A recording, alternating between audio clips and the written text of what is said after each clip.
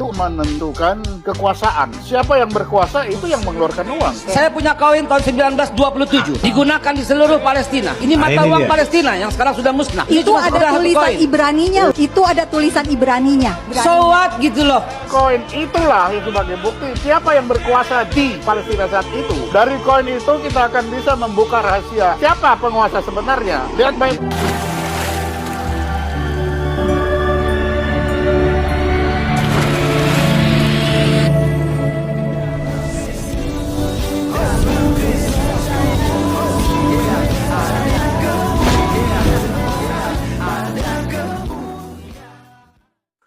Shalom Elechem Bisem Yeshua Hamasiah. Salam damai sejahtera di dalam nama Tuhan Yesus Kristus untuk kita semua. Pada video kali ini teman-teman sekalian kita akan membahas mengenai koin Palestine. Ya, koin Palestine ini teman-teman sekalian diangkat oleh Babe Haikal di TV One waktu ya diskusi dengan Bu Monik ya. Pada waktu itu teman-teman sekalian dia membungkam banyak orang di sana, bahkan dia mengatakan bahwa sebenarnya negara Palestina ini sudah eksistensi, sudah ada gitu ya, lalu berusaha untuk dihanguskan oleh orang Israel. Ya, itu salah satu bukti yang dimilikinya adalah koin Palestina ini. Padahal teman-teman sekalian, koin itu bukan koin negara Palestina, tetapi di dalamnya itu ada Inggris dan juga orang Yahudi atau karena di situ ada tulisan Ibraninya teman-teman sekalian ya, karena belum pernah berkuasa Palestina ya di tahun 30-an sampai 40-an lah ya, belum ada. Nah, ini semua terbongkar teman-teman sekalian. Nah, oleh karenanya saya mengajak kita dulu untuk mendengarkan apa yang disampaikan oleh Babe Haikal di TV One yang ada berikut ini. Digunakan di seluruh Palestina. Ini mata uang Palestina yang sekarang sudah musnah. Ini itu ada tulisan Ibraninya loh. Ya? Itu ada tulisan Ibraninya. Boleh dicek? Boleh saya cek? Ada? Terang aja masih Ibrani. Emang ada kenapa? nggak? Memang dengerin. Boleh nggak saya cek? Boleh nggak saya lihat? Memang jelas ini memang bahasa Ibrani kok. Yang ingin Anda sampaikan bahwa Dulu Palestina ada berusaha state dihapuskan. Palestina. Sekarang berusaha dihapuskan oleh Israel. Iya. Itu yang terjadi sekarang. Bener nggak? Ada tulisan bahasa Ibrani. So what gitu loh. Memang bahasa Ibrani. Bahasa Ibrani. Iya, Karena Palestine, wilayah Palestina itu didiami oleh orang Yahudi. Monica jangan membodohi semua ya. Yahudi, dengerin, Yahudi, 135. Kristen, Islam hidup kompak rame-rame di bumi Palestina. Mereka bertempur sejak tahun 1948 dengan kedatangan bangsa terkutuk yang namanya Israel yang berasal dari Austria.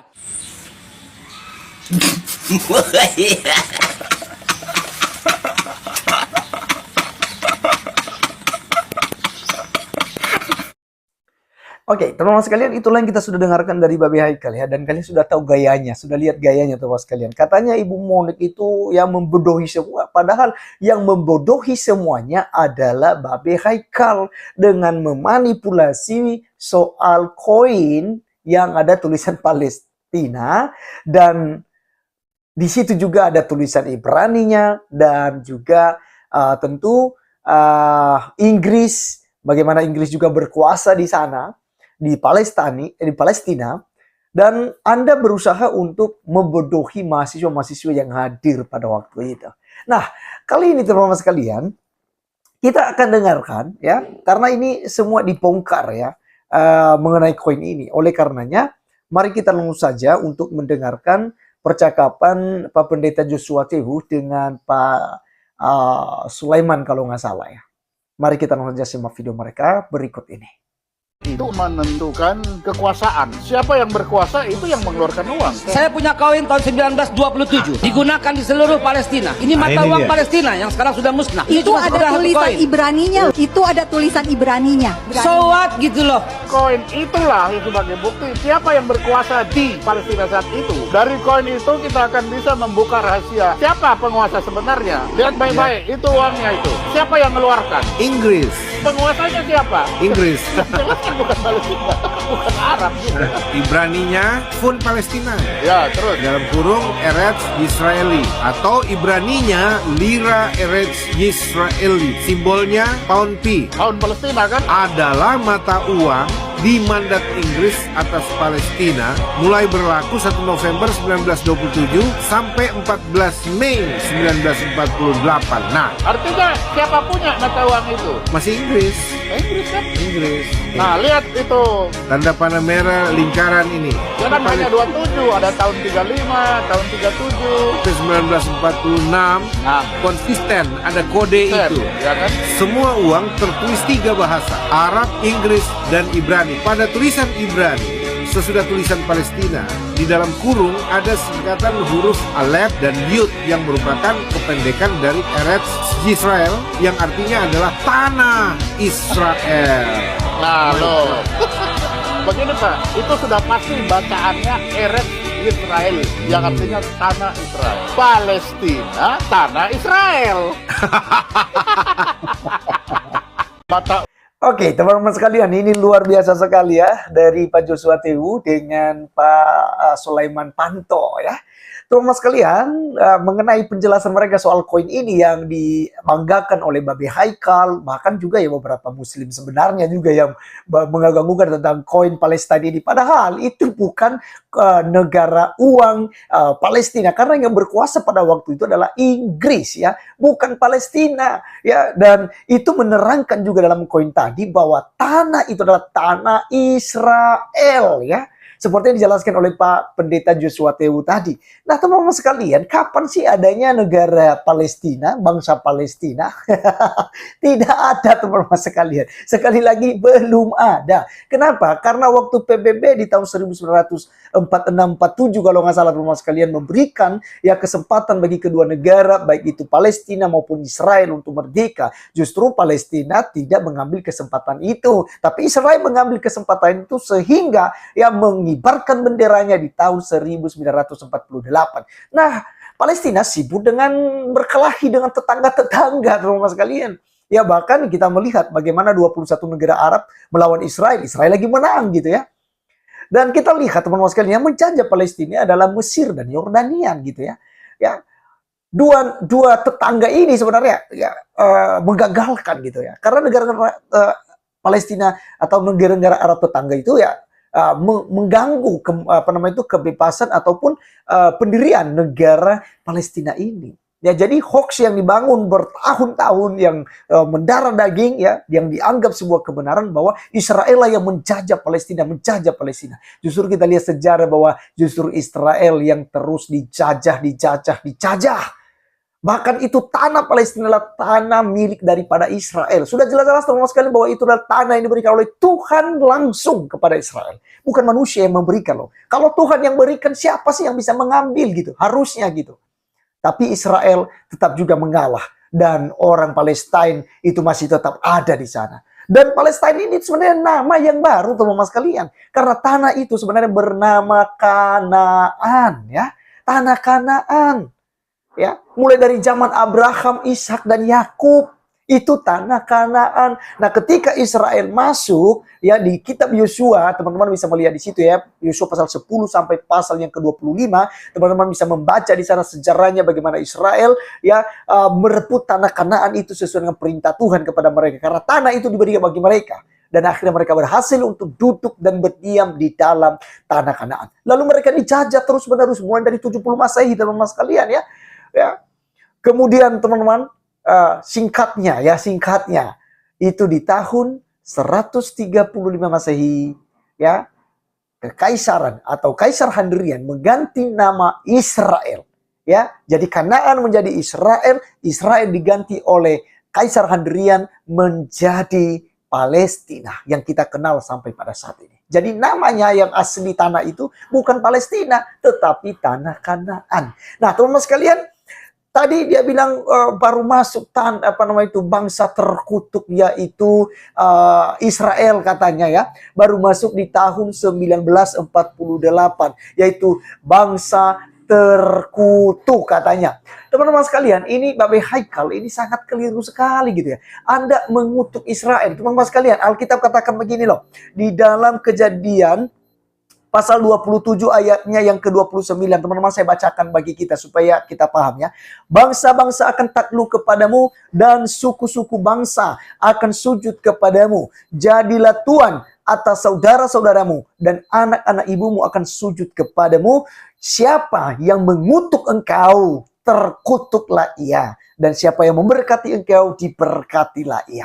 Jadi teman-teman sekalian, ketika Babe Haikal mengutuk bangsa Israel, bangsa terkutuk katanya tadi ya. Sekali lagi, bangsa terkutuk. Maka Alkitab mengatakan bahwa Anda akan terkutuk ya. Alkitab bilang siapa yang mengutuk engkau, mengutuk Israel, terkutuklah dia. Siapa yang memberkati engkau, yaitu memberkati Israel, diberkatilah ia. Itu sebabnya kekristenan di Republik Indonesia ini sangat-sangat tidak setuju dengan sikap yang diberikan bahwa ya mengutuk Israel, mengutuk ya. Kristen tidak mau mengutuk ya. Bukan berarti kita menjadi pengkhianat bagi bangsa, tidak, tetapi kita tidak mau karena itu bukan negara kita. Biarkanlah mereka mengurus negaranya sendiri. Kita nggak perlu ikut campur dong masalah mereka. Biarkan kita urus negara kita sendiri. Ya, di negara kita saja masih banyak masalah, teman-teman sekalian. Ya, di negara kita masih banyak masalah. Bahkan Pak Sulaiman Panto ini, teman-teman sekalian, ya, diwawancarai oleh TV One juga, sama dia mengatakan itu. Dia menyerukan hal itu beberapa tahun yang lalu.